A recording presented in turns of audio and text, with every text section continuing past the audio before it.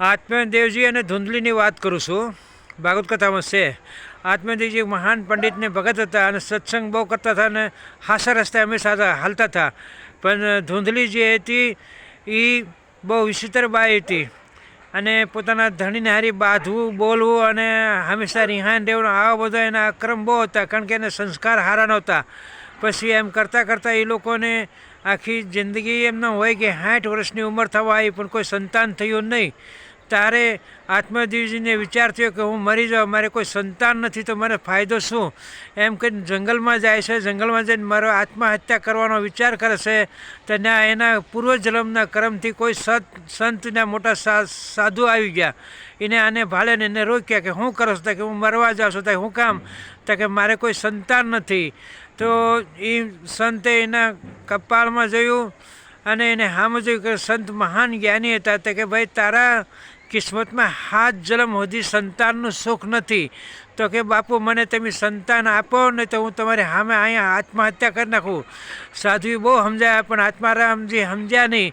પછી એને સાધુએ વિચાર કર્યો કે મારી સામે મરી જાય અને આત્મહત્યા કરે એની કરતાં જે મારે હરીની ઈચ્છા એમ કરીને એક એને પોતાના તપોબળથી એક ફળ આપ્યું અને કીધું કે આ તારી વહુને ખવડાવજે, એને સંતાન થશે, બાકી મારી હરીની ઈચ્છા હશે એમ થાય.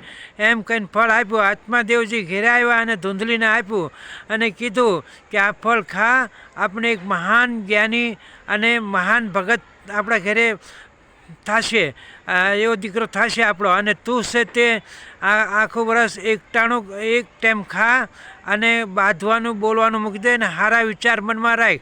આ રીતે કહીને આત્મદેવજી વ્યા ગયા અને પોતાના કામે. અને એની બેનને બોલાવી ધૂંધલી એની બેનને કીધું હું ફળ ખાઉં અને પેટ મોટું થાય અને મારી નણંદ આવે તો હું એને હારી બાંધીશ કેવી રીતે? આવી રીતે એના ખોટા વિચાર બહુ મનમાં આવતા હતા. તો કે એ મારા ઘરમાં ચોરી કરી જાય, આમ કરી જાય, પછી મને મારીને પાડી દે. આ રીતે ખૂબ વિચાર ખોટા કરતી હતી. એની બેને એને કીધું ફળ ખાય છે, કાંઈ નહીં થાય. તો કે નહીં, મારે એવું નથી કરવું. તો કે તને એક રસ્તો બતાવું. તું છો અમીર પૈસાવાળી, હું છું ગરીબ છે અને આપણે બે હગ્યું બેનું છીએ. તો મારે દીકરીને અગણી રહેલી છે. આજથી 9 માસે મને દીકરો થશે અને આ ફળ છે એ ગાને ખવડાવી દે. આપણે જોઈ કે આ ફળનું પરિણામ શું નીકળે છે. એટલે એ ફળ જઈને એને ગાને ખવડાવી દીધું. આને અહીંયા દિવસ ચડતા થઈ ગયા અને સમય જતા આને દીકરો થયો અને ગાને દીકરો થયો. ગાને દીકરો થયો પણ કેવો થયો? વાસલું તરીકે નહીં, આખું શરીર માણાનું, બોલ બચ્ચન માણાનું અને ભાષા માણાની અને કાન ગાના હતા. આવી રીતે ભગવાન દયાથીને દીકરો થયો ગાનો. અને ગાના દીકરાનું નામ આ આત્માદેવજીએ ગૌકરણ રાખ્યું અને આ ધૂંધલીએ એના દીકરાનું નામ પોતાના હઠથી રાખ્યું.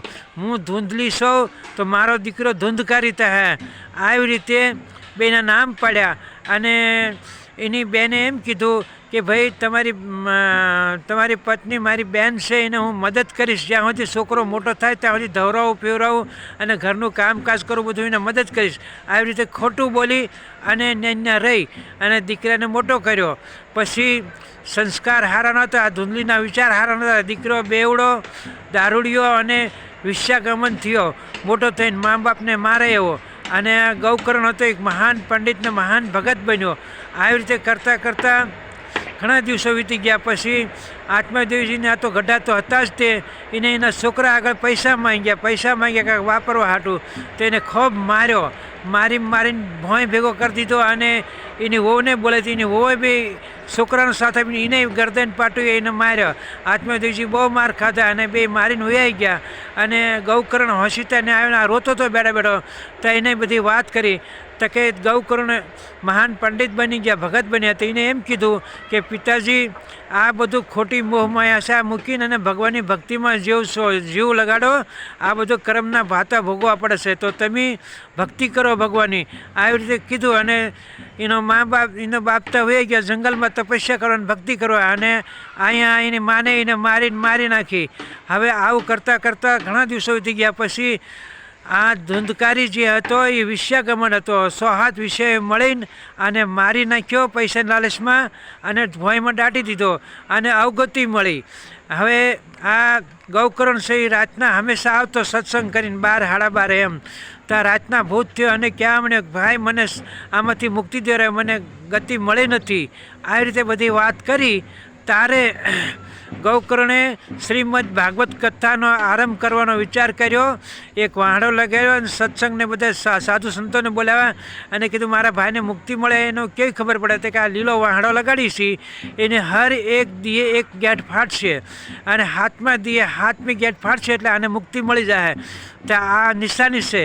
આવી રીતે કરતાં કરતાં 7 દીની ભાગવત કથા વાંચી અને ધુંધકારીને મુક્તિ મળી અને આત્મદેવજી આ ધુંધકારીને મુક્તિ મળી અને ગૌકરણ છે એ સુખી થયા. અને એના ભાઈ કીધું કે ભાઈ તારું સારું થાય છે, મને મુક્તિ દે. તો આ ભાગવત કથાનો આટલો પરિણામ છે. એક ભૂત પ્રેત બની ગયેલો માણસ મહાપાપી તો એને ભાગવત કથા સંભળાવી એટલે એને મુક્તિ મળી.